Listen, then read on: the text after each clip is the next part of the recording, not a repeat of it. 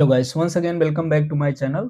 आज की इस वीडियो में हम पढ़ने वाले क्लास 9th गणित मंजरी का एक्सरसाइज 3.1। 3.1 में 4 क्वेश्चंस दिए हुए हैं, जैसे पहला क्वेश्चन है, दूसरा है, तीसरा है और चौथा है। चौथे वाले क्वेश्चन में हम देखेंगे तो यहाँ पे स्टार लगा हुआ है। स्टार का मतलब होता है कि ये क्वेश्चन ऑप्शनल है, एग्जाम में नहीं पूछे जाएंगे। अगर हमें आता है तो हम लगा लेंगे, अगर नहीं आता है तो उसको हम स्किप कर देंगे। पहला क्वेश्चन यहाँ पे दिया है कि अ मार्चेंट, मार्चेंट का मतलब होता है व्यापारी, यानी कि जो व्यापार करता है। In the port city of a Lothal is exchanging bags of a spices for copper ingots. अब यहाँ पे एक व्यापारी है, वो बैग्स ऑफ स्पाइसेस को एक्सचेंज करता है कॉपर इंगोट से। अब इसके बाद कहता है he receive 15 goats for every 2 bags of spices, यानी कि 2 बैग ऑफ स्पाइसेस के बदले में उसको 15 इनगॉट्स मिलता है, यानी कॉपर के 15 इनगॉट्स मिलते हैं जब वो 2 बैग यहाँ पे स्पाइसेस के एक्सचेंज करता है। If he bring 12 bag of spices, अगर मार्केट में वो 12 बैग ऑफ स्पाइसेस लेकर के आता है तो उसको कितने कॉपर इनगेट्स मिलेंगे, ये हमसे पूछा है। कि यहाँ पे अगर 2 बैग लेकर के आता है तो 15 इनगोट्स पाता है, अगर यहाँ पे 12 बैग लेकर के आएगा तो उसको कितने कॉपर इनगोट्स मिलेंगे, ये हमें बताना है। तो हम इसको बोर्ड में सॉल्व करते हैं। जैसा कि यहाँ पे क्वेश्चन नंबर 1 को हमें सॉल्व करना है, तो हमें यहाँ पे दिया है कि 2 बैग्स ऑफ स्पाइसेस के लिए उसको 15 इनगॉट्स देने पड़ते हैं। तो हम यहाँ पे लिखेंगे 12 बैग्स ऑफ स्पाइस इक्वल उसको देना पड़ता है 15 इनगॉट्स। तो हम ये निकालेंगे कि एक बैग के लिए उसको कितना देना पड़ेगा। यहाँ पे 2 बैग्स के लिए तो हमें पता है, पर हम निकालेंगे कि एक बैग के लिए उसको कितना देना पड़ेगा। तो जैसे यहाँ पे 12 नहीं होगा, 2 होगा, तो हमें एक बैग के लिए निकालना है, तो लिखेंगे 1 बैग ऑफ स्पाइसेज इक्वल हो जाएगा 15/2, क्योंकि जो यहाँ पे 2 दिया हुआ है तो उसको हम लाएंगे इधर पे, तो 2 से डिवाइड कर देंगे तो हमें पता चल जाएगा कि एक बैग ऑफ स्पाइसेस के लिए कितना इनगॉट्स देना पड़ता है, इनगॉट्स। अब हमें निकालना है यहाँ पे कि उसने 12 बैग लेकर के मार्केट में आया था, तो 12 बैग का हमें निकालना है। 12 बैग्स ऑफ स्पाइसेज इक्वल हो जाएगा यहाँ पे 15/2। अब यहाँ पे पहले हम निकाले थे, बड़े से हमें छोटा निकालना था तो हमने डिवाइड किया था। अब हमको छोटे से जब बड़ा निकालना होता है तो हमें मल्टीप्लाई करना होता है, यानी कि 12 का मल्टीप्लाई इधर कर देंगे, इन गॉड्स। 2 से इसको हम काटते हैं तो 2 6 जा 12 होता है। यहाँ पे बचा 15 इंटू 6, तो 15 6 जा होता है यहाँ पे 90। ये हो जाएगा इसका आंसर। इस प्रकार से यहाँ से क्वेश्चन नंबर 1 कंप्लीट हो गया। अब हम सॉल्व करते हैं क्वेश्चन नंबर 2।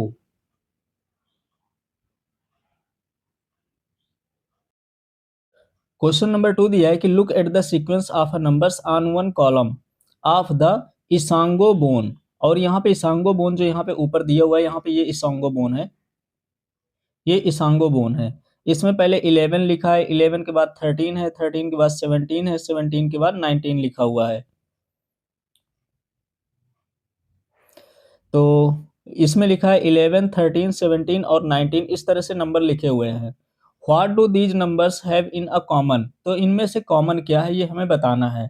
फिर इसके बाद list the next 3 numbers that fit this pattern, और इस पैटर्न में जो आगे अगर फिट हो जाते हैं, जो नंबर फिट होते हैं उनको लिखना है। तो हम यहाँ पे देखेंगे कि 11 लिखा हुआ है, फिर 13 है, फिर 17 है, फिर 19 है। जो 11, 13, 17 और 19 नंबर ये दिए हुए हैं, ये प्राइम नंबर हैं। तो आगे के हमें 3 प्राइम नंबर लिखना है। जैसे 19 के बाद यहाँ पे 23 हो जाएगा, फिर 21 और 29 हो जाएगा, फिर 31 हो जाएगा। तो इसको हम आगे सॉल्व करते हैं बोर्ड में। ये तो हम डायरेक्ट यहीं पे लिख देते हैं कि पहले 11, 13 और 17 और 19 ये क्या है, प्राइम नंबर हैं। तो इसको हम बोर्ड में ही लगा लेते हैं स्टेटमेंट सहित। क्वेश्चन नंबर 2 में जैसे हमें यहाँ पे सीक्वेंस दिया हुआ था कि 11 है, 11 के बाद यहाँ पे 13 दिया था, और 13 के बाद 17 दिया था, 17 के बाद यहाँ पे 19 दिया हुआ था। तो हमें ये बताना है कि ये जो नंबर दिए हुए हैं तो नंबर कैसे हैं, प्राइम नंबर है, नेचुरल नंबर है, इंटीजर्स है, पॉजिटिव इंटीजर्स है, नेगेटिव इंटीजर्स हैं। तो हमें यहाँ पे दिख रहा है कि ये जितने भी नंबर्स दिए हुए हैं ये सब यहाँ पे प्राइम नंबर्स हैं। प्राइम नंबर्स क्या होते हैं? जो खुद की टेबल में आए और 1 की टेबल में आए, इसके अलावा दूसरे की टेबल में नहीं आए। जैसे हम देखेंगे 2, 2 1 की टेबल में भी आता है और खुद की टेबल में आता है। 3 हो गया, ये भी एक प्राइम नंबर है। पर 4 को देखेंगे तो 4 एक कंपोजिट नंबर है, क्योंकि ये 1 की टेबल में आता है, 2 की टेबल में भी आता है और 4 की टेबल में भी आता है। तो प्राइम नंबर ऐसे नंबर होते हैं जो अपने टेबल में और 1 की टेबल में आए। तो हमें यहाँ पे ये नंबर देख करके ये पता चलता है कि ये प्राइम नंबर हैं। तो हमें यहाँ पे स्टेटमेंट भी लिखना होगा कि नंबर्स द नंबर्स, जैसे यहाँ पे 11 हो गया, 13 हो गया, 17 हो गया, 19 हो गया। ये जो नंबर्स दिए हुए हैं, ये जितने के जितने भी नंबर्स दिए हैं ये सब प्राइम नंबर्स हैं। तो लिखेंगे कि are all prime numbers, prime numbers.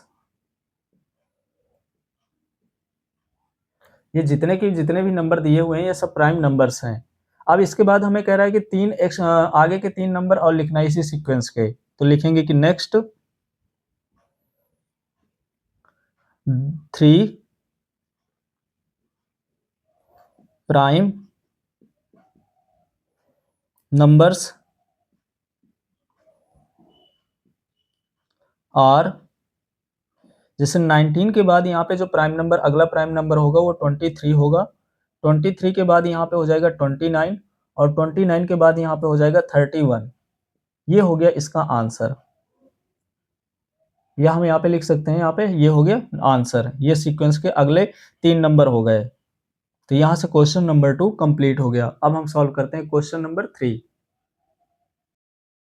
Question number तीसरा दिया है कि वी नो दैट, हम जानते हैं कि natural numbers are close under addition, यानी कि अगर हम नेचुरल नंबर को ऐड करते हैं तो जो इनका सम आता है, कोई भी दो नेचुरल नंबर का अगर हम सम निकालते हैं तब भी वो नेचुरल नंबर ही आएगा। जैसे अगर हम यहाँ पे 1 + 2 करते हैं तो यहाँ पे आ जाएगा 3 और 3 एक नेचुरल नंबर है।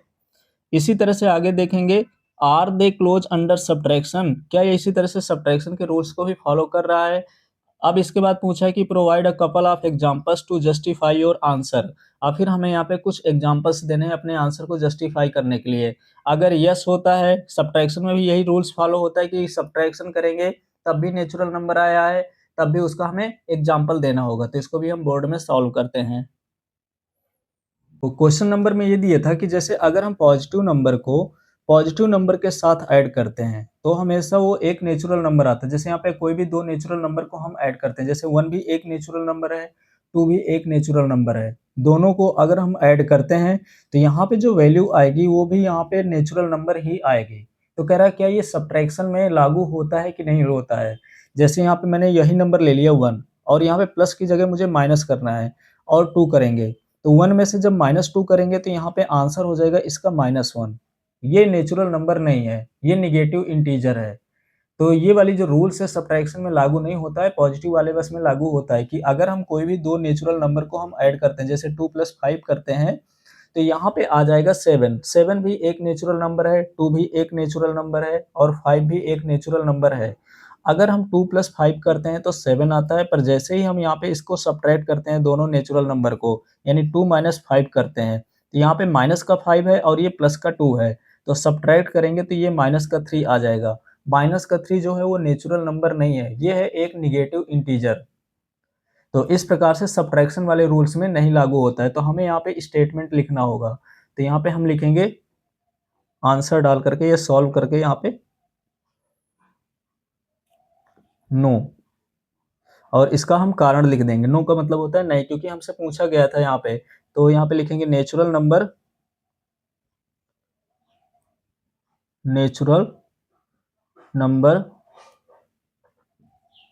Are not closed under under subtraction.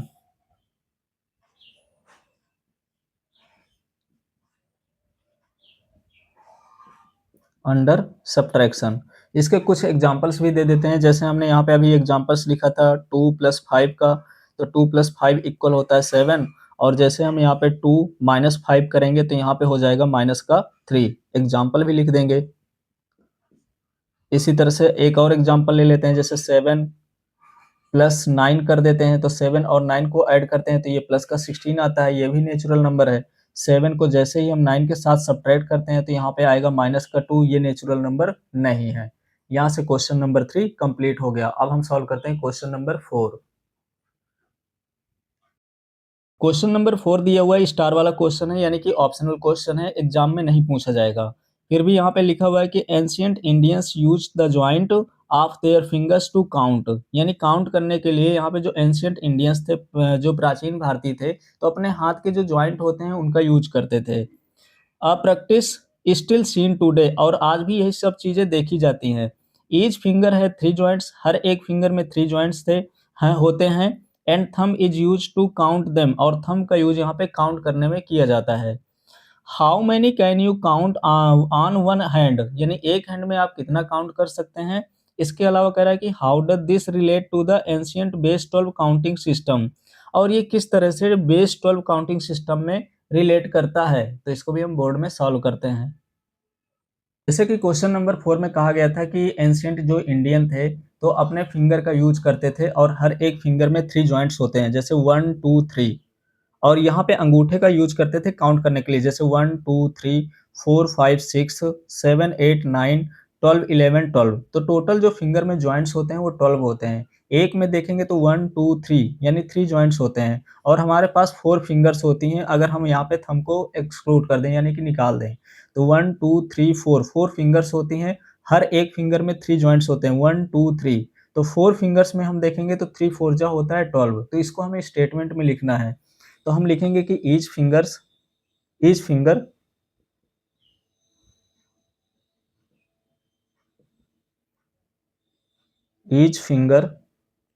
Has 3 joints,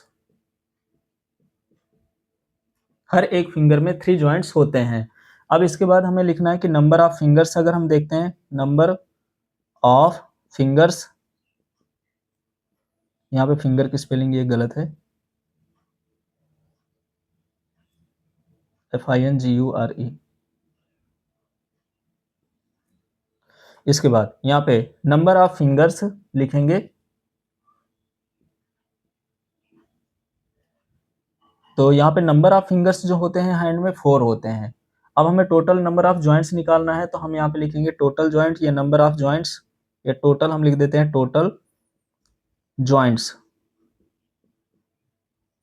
तो टोटल जॉइंट्स यहाँ पे 4 का इंटू हम 3 के साथ कराएंगे, तो 3 4 जा हो जाएगा यहाँ पे 12। ये हो गया इसका answer.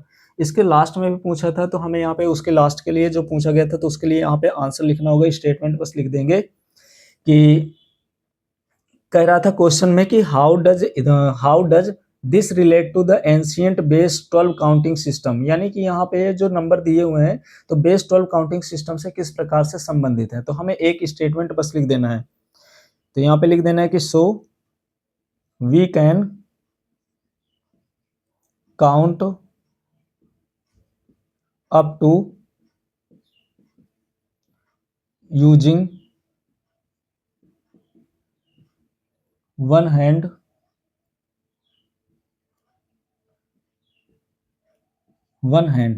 So we can count 12 up to 12 यहाँ पे हो जाएगा, यहाँ पे हम लिखेंगे 12 अप टू 12 यूजिंग,